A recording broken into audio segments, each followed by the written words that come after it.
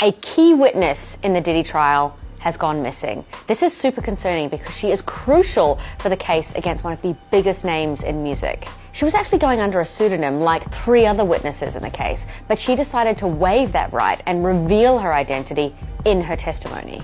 But now she's MIA.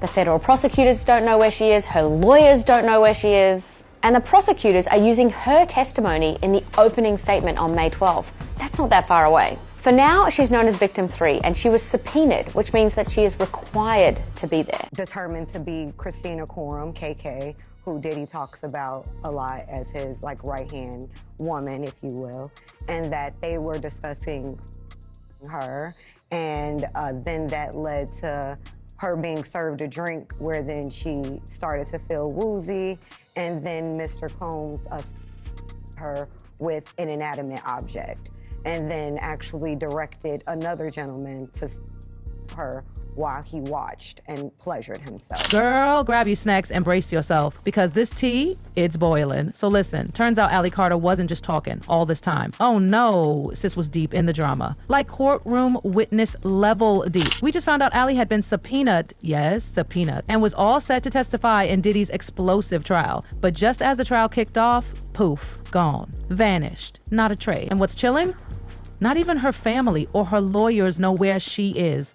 That's not just suspicious, that's downright terrifying. But baby, it gets worse. A voice note, yes, a real voice note, from Allie to her close friend just surfaced, and the contents? Disturbing doesn't even begin to cover it. In that audio, Allie exposed the name of the woman who's allegedly been shielding Diddy all these years, making it possible for him to do the unthinkable without ever facing consequences. Her name, Christina Coram. Now, if you think that name sounds familiar, it's because it is. Diddy himself name-dropped Christina in a 2021 Facebook post where he wrote, "Meet Christina Coram, Chief of Staff at Combs Enterprises. Ina, aka KK, keeps everything in my life and my business running. She's been my right hand for the last 8 years. I don't know how I'd function without her." At the time, no one batted an eye. We didn't know what he was up to behind the scenes. We didn't know he was allegedly orchestrating some of the darkest, most twisted behavior in the industry, so that post, it slid under the radar. But now, everything looks different. Christina wasn't just a loyal assistant. According to multiple lawsuits, yes, multiple, she was right there in the middle of it all. She finally broke her silence a few days ago, issuing a statement trying to clear her name. She said, "For months, horrific accusations have been made about me. These false allegations are causing irreparable and incalculable damage to my reputation. I have never condoned or aided the essay of anyone. That is not who I am. I am confident that the allegations will be proven untrue." Girl, stop. Nobody, and I mean nobody, believed that statement. Because the receipts, they are plentiful. Christina's name pops up in so many lawsuits, it's giving pattern, not coincidence. Let's talk about a few, shall we? First up, Lil Rod's lawsuit. He straight up compared Christina to Ghislaine Maxwell.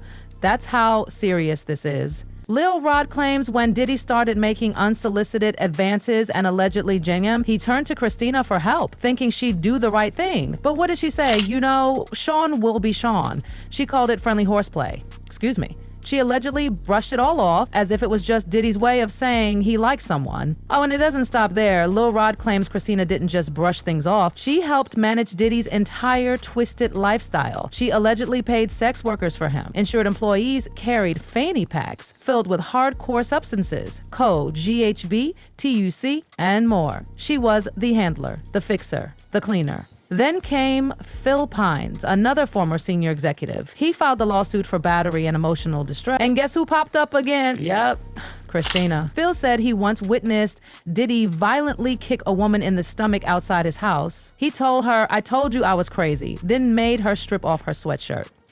Phil was traumatized, y'all, and when he tried to process what he saw, Christina allegedly told him to shut it down or else. She didn't stop there. Phil claims Christina helped plan what he called Wild King Nights. We're talking full-blown, multi-day freak-offs with countless participants. She handled it all, the hotels, the setups, the oils, the pills, the toys, everything. She wasn't an innocent bystander, she was the logistics manager of chaos. And honey, there's more. A third lawsuit filed by a woman in San Francisco last October neighbor might be the most horrific of all. This was the lawsuit that finally pushed Christina to release that weak statement. The woman said she first encountered Diddy on FaceTime in 2018. She was out at a bar and some man flexed by calling Diddy. During the call, the woman made a comment about Diddy being behind Tupac's death. Diddy heard it and allegedly flipped. He told her she'd pay for it. Days later, that same man invited her to his house to help with his cancer medication. But when she showed up, it was a trap. According to the lawsuit, Diddy, Christina, and others were waiting for her. She was allegedly trapped, held at knife point, and essayed in ways too vile to even repeat in full. Diddy allegedly used a TV remote as a weapon,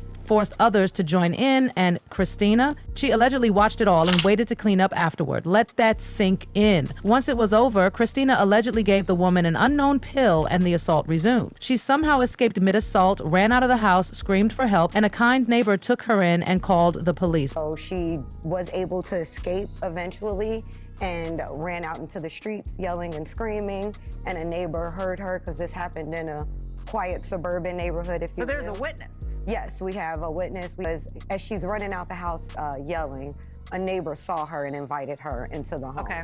And it's the neighbor who then called the police, and the police did come out at that time.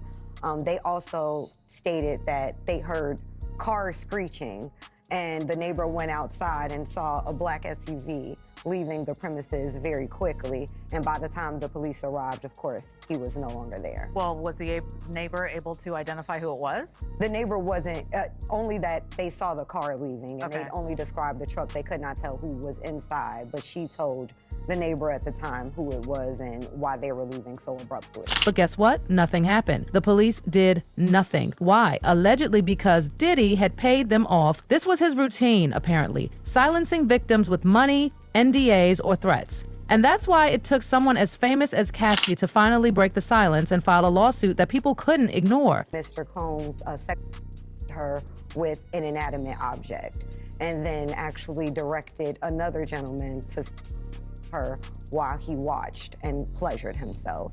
So she was able to escape eventually and ran out into the streets yelling and screaming, and a neighbor heard her because this happened in a quiet suburban neighborhood, if you will. So there's a witness? Yes, we have a witness. We also have a police report, and that was made in 2018, that she, when she initially filed the police report, she didn't name Diddy out of fear of retaliation, and more importantly, fear that no one would believe her. Right. So she then updated that report, and we've been working with law enforcement to have them actually look into that report.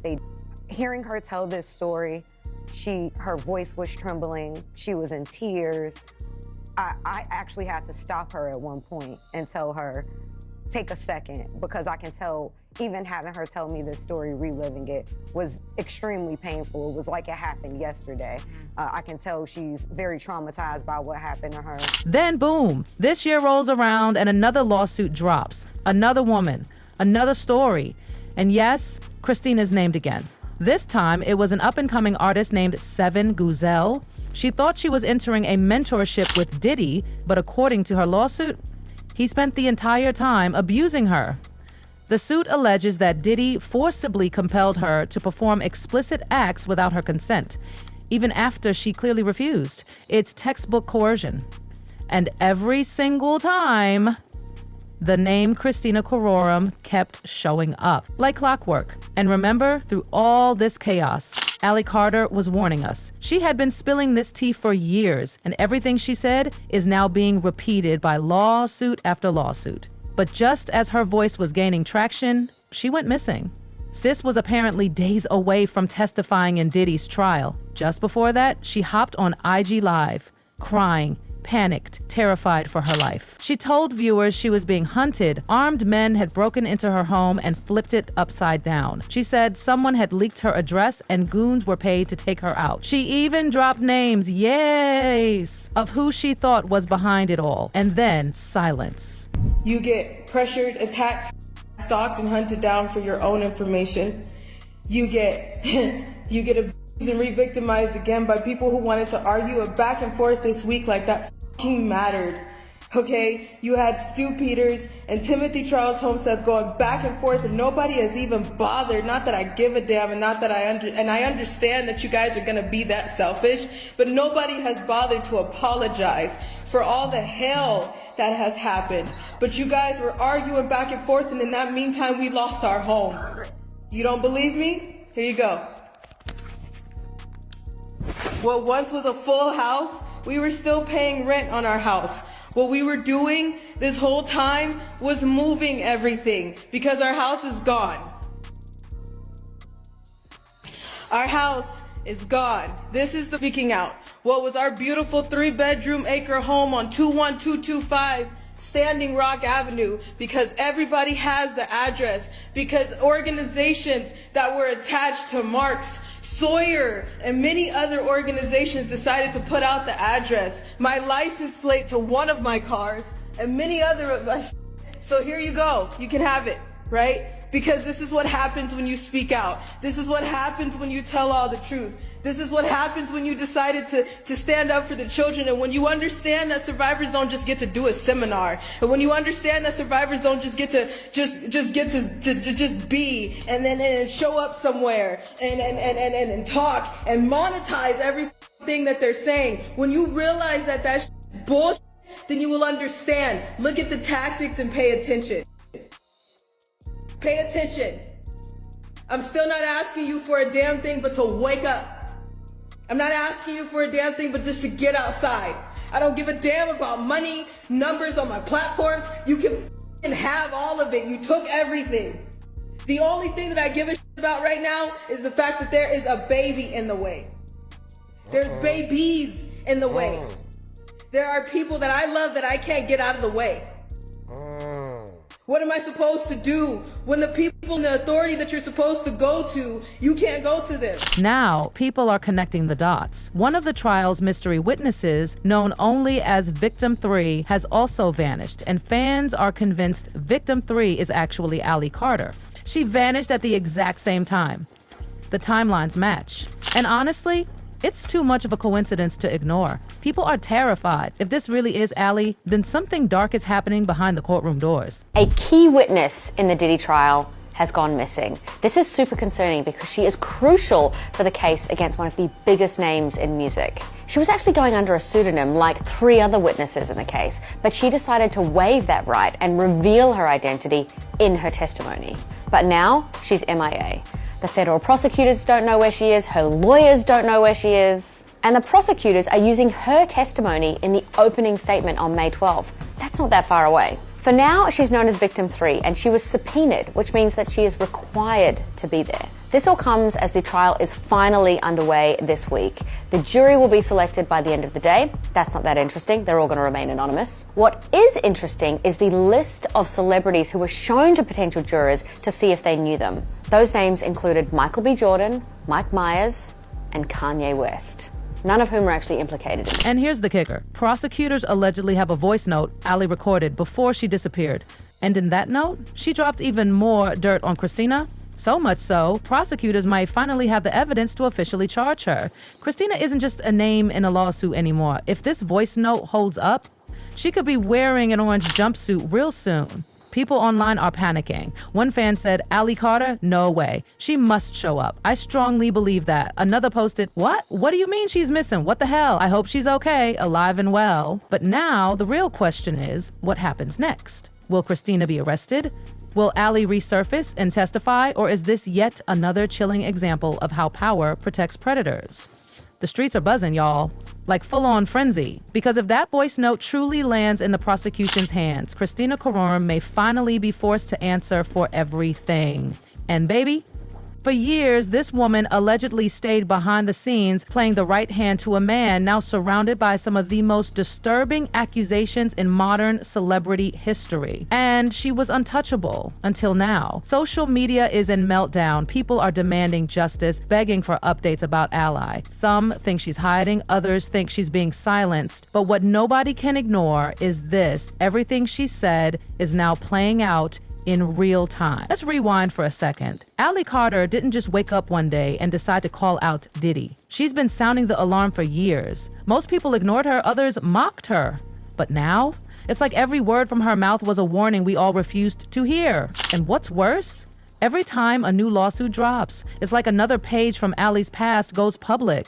She said she was scared. She said her life was in danger. She said people close to Diddy were coming for her and named names. Now she's gone and the same people she exposed are still walking free? Nah, something is deeply, deeply wrong here. Let's talk about this Christina woman again, because what really chills people to the bone is how calculating she's alleged to be. This isn't someone who got caught up in the drama. According to victims and lawsuits, she was the enabler in chief, the architect. The one who made sure the machine kept running, no matter how many bodies it crushed in the process. And you know what's really scary? She did it all in silence. While Diddy played the flashy superstar, partying and flexing online, Christina was allegedly behind the scenes, setting the stage for every twisted act. Victims say she handled the hotels, the drugs, the escorts, the aftermath, and when it all blew up, she played the victim. People are calling her the Shadow Queen, the woman who allegedly watched everything happen and cleaned it up so no one could trace it back. And let's not forget, Lil Rod wasn't the only one who thought she was trustworthy. Multiple victims say they turned to Christina thinking she'd help them, that she'd be the one to say, hey, this is wrong.